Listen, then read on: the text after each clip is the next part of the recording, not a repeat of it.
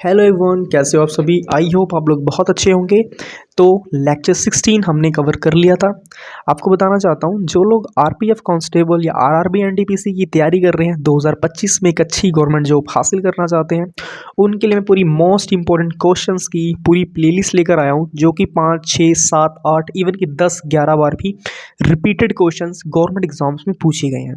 तो मैं आपको बताना चाहता हूँ, ये क्वेश्चन आपके सामने दिख रहा है, सत्रिया नृत्य शैली किस राज्य में प्रसिद्ध है, ये हमने कवर कर लिया था। अगर आपने नहीं देखा है तो 16th लेक्चर की आप प्लेलिस्ट में जाके चेकआउट कर सकते हैं। लेक्चर 16 में हमने कवर करवा दिया है, ठीक है। बट एक बार हम फटाफट इसकी रिवीजन करेंगे, क्योंकि रिवीजन बहुत ज़्यादा ज़रूरी है। देखो, जिन एस्पिरेंट्स ने देख लिया उनकी तो बल्ले बल्ले है, बाकी जिन्होंने नहीं देखा है वो फटाफट से लेक्चर 16 देख लें, ठीक है। बाकी एक बार मैं यहाँ पे 2 मिनट की रिवीजन करवा देता हूँ कि जो असम डांस है, जो ये सत्रिया नृत्य शैली है, जो सत्रिया डांस है, ये एक डांस का नाम है, ये असम राज्य में होता है और असम की कैपिटल दिसपुर है। क्लियर। और हमारे टोटल 8 क्लासिकल डांस थे, 2000 में ये ऐड हुआ था। उसके बाद हमारे 9 क्लासिकल डांस हो चुके थे। क्लियर। और सत्रिया नृत्य के जो मतलब फाउंडर थे, संस्थापक थे, वो थे शंकर दुबे। क्लियर। ये क्वेश्चन भी 4 बार एग्जाम में पूछा गया है। आप सोच सकते हो कि 5 बार इधर, 4 बार इधर, टोटल 9 टाइम रिपीटेड है क्वेश्चन, तो हल्के में बिल्कुल भी मत लें। क्लियर। चलिए आगे देखते हैं। आगे हमारे पास एक क्वेश्चन आ रहा है, which of the following quantity is kept constant on Boyle's law. थोड़ा सा इधर कर देते हैं ताकि आपको अच्छे से दिख जाए। तो ये क्वेश्चन आपके सामने ही आया है, which of the following quantity is kept constant on Boyle's law.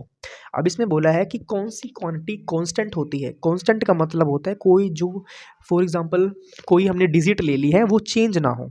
घबराना बिल्कुल भी नहीं है, अच्छे से आपको मैं क्लियर कर दूंगा। जो चेंज ना हो उसे बोलते हैं कांस्टेंट। फॉर एग्जांपल मेरे पास 5 रुपये हैं, फॉर एग्जांपल मेरे पास 5 रुपये हैं, इसे लेकर मैं चंडीगढ़ चला गया फॉर एग्जांपल। अब देखो, मैं लुधियाना से चंडीगढ़ चला गया, ठीक है, लुधियाना से चंडीगढ़ चला गया। अब मेरी जेब में 5 रुपये पड़े हैं, तो वो क्या चंडीगढ़ जाके वो 50 रुपये हो जाएंगे? नहीं, वो 5 के 5 रुपये ही रहेंगे ना। समझ रहे हो? तो ये 5 रुपये क्या है, ये कांस्टेंट है। समझ रहे हो? देखो, इतनी इजी मैंने आपको एग्जांपल देके समझा दी है। आई होप 110% आपको समझ आ चुका होगा। कांस्टेंट का मतलब है कि वो चीज़, वो डिजिट जो चेंज ना हो, उसे बोलेंगे हम कांस्टेंट। इतना क्लियर? आपको एक बात और बताना चाहता हूँ कि जो ये बॉयल्स लॉ है, ये 4 बार रिपीटेड है गवर्नमेंट एग्जाम्स में। आपको बताना चाहता हूँ कि अभी जो एसएससी एमटीएस हुआ था 2024 में, उसमें रिपीटेड है।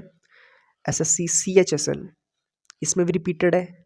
एसएससी सीजीएल में भी आया हुआ है भाई, समझ रहे हो? सीजीएल इनकम टैक्स डिपार्टमेंट का एग्जाम में भी पूछा गया है, तो बहुत ज़्यादा इंपॉर्टेंट है। और एसएससी सीपीओ में पूछा गया है। समझ रहे हो? एसएससी सीपीओ, सीजीएल से एक लेवल डाउन का एग्जाम है, बट ये भी बहुत अच्छी जॉब है सीपीओ की, उसमें भी पूछा गया है। तो भाई रेडी हो जाओ, समझ रहे हो? इतने इंपॉर्टेंट क्वेश्चन आपके लिए मैं लेकर आ रहा हूँ ना, ढूंढते रह जाओगे, मिलेंगे नहीं दोबारा आपको। इतने ज़्यादा इंपॉर्टेंट है, इसलिए कह रहा हूँ अच्छे से ना इनकी तैयारी कर लो। मजाक नहीं कर रहा। पेपर में अगर आप ना एकदम भौकाल काट दोगे पेपर में, समझ रहे हो? एकदम बवाल मचा दोगे, बट पढ़ना पड़ेगा पहले। समझ रहे हो? देखो, एक बार फिर से हम क्वेश्चन पढ़ेंगे, देन उसके बाद हम आंसर करेंगे। क्योंकि देखो, अगर आपको क्वेश्चन अगर आपने 2-3 बार पढ़ लिया ना, आपको क्लियर हो जाएगा हमसे पूछा क्या गया है। जब एक बार आपको क्लियर हो गया हमसे पूछा क्या गया है, तो फिर आप आंसर ना एकदम मस्त तरीके से करोगे। देखो क्वेश्चन क्या पूछा गया है, which of the following quantity is kept constant on Boyle's law. अब जो बॉयल्स लॉ है, मैं आपको बताना चाहता हूँ, जो बच्चों ने साइंस पढ़ी होगी 12th में, ये 12th की फिजिक्स का क्वेश्चन है। जो आपने 12वीं की फिजिक्स पढ़ी है ना, उसमें पूछा गया था आपको बॉयल्स लॉ होता गया है। समझ रहे हो? खैर नहीं पढ़ी तो कोई बात नहीं, हम पढ़ा देंगे, कोई दिक्कत नहीं है।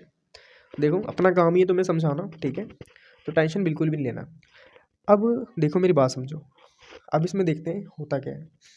जो बॉयल्स लॉ होता है, बॉयल्स लॉ में ज़्यादा हम बड़ी बड़ी बातें नहीं करेंगे, नॉर्मल सी मैं 2 लाइनों में आपको समझा के साइड हो जाऊँगा।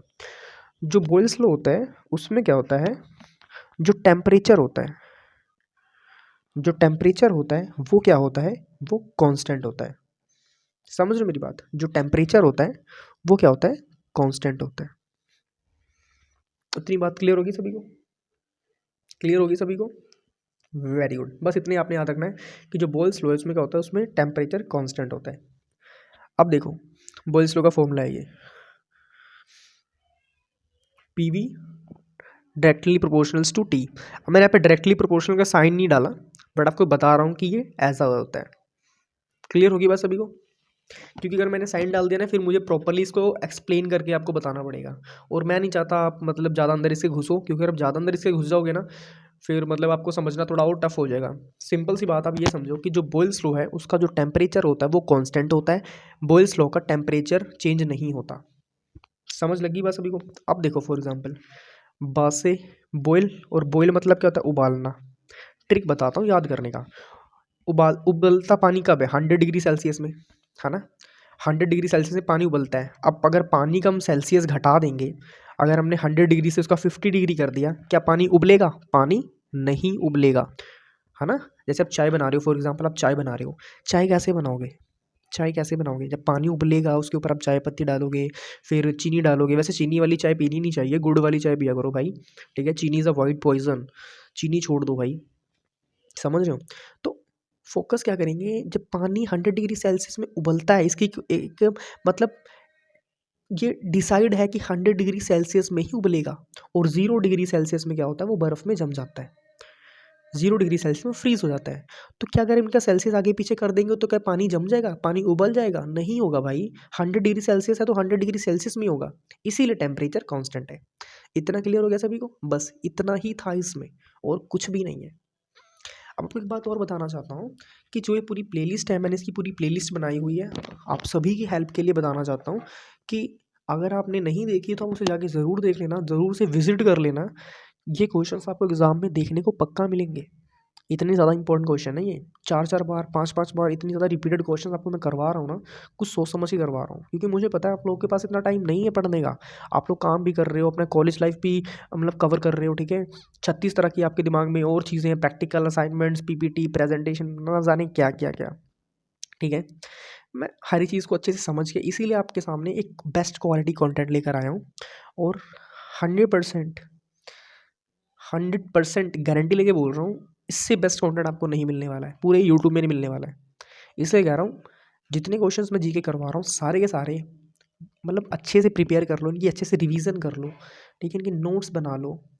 अगर आपके पास नोट्स बनाने का टाइम है तो नोट्स बना लो। अगर नोट्स बनाने का टाइम नहीं मिल पा रहा है, लाइक आप बहुत बिजी हो, तो एक काम करो, मेरे लेक्चर्स को आप सुन लिया करो। समझ रहे हो मेरी बात? अगर आपने 3 बार भी सुन लिया ना, गारंटी बोल रहा हूँ आपको याद हो जाएगा, 100% याद हो जाएगा।